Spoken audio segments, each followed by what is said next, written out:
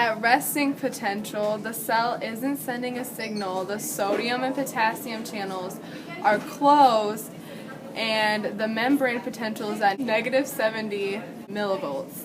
So the general path of a action potential is when you have a stimulus, which is detected by the dendrites, which are these branches, and the stimulus travels from the dendrites to the cell body, and it travels throughout the axon past the myelin sheath, and you go through, and what happens is it depolarizes, which means that the sodium channels open, and then you reach action potential if you reach threshold. And once you reach the action potential, you depolarize the cell, which means that it will decrease in millivolts and your potassium will rush out of the cell. And then you travel all the way to the synapse, and then you have your calcium channels released, and then once your calcium is released, it tells the vesicles holding the neurotransmitters to release the neurotransmitters from the vesicles. So once the neurotransmitters are released into the synaptic cleft, the calcium is released, and the muscle is then contracted because the calcium tells the myosin to pull on the actin and attach to its receptors.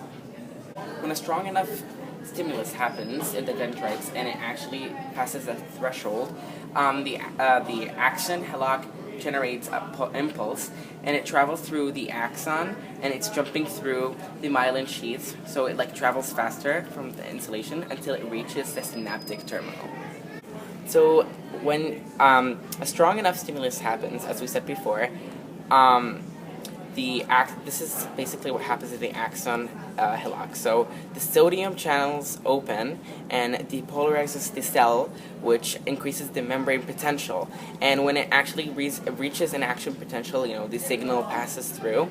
And after that, there is this period where the potassium keeps getting out from the potassium channels.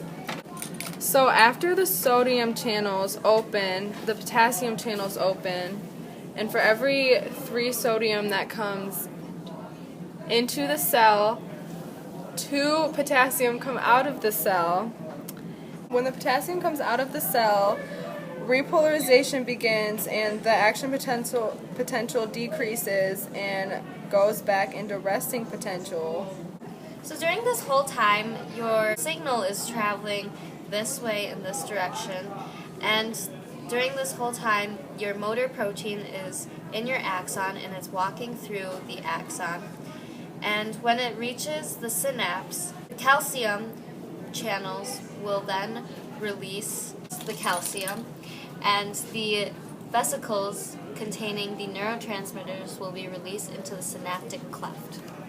So once the neurotransmitters are released into the synaptic cleft, it tells another set of calcium to make the myosin bind to the troponin complex, which is on the actin fibers. And these are your thick filaments, which is your myosin, and these are your thin filaments, which is the actin. And in order to contract, the myosin has to hydrolyze the ATP to provide energy for the myosin to cock its head to the binding area.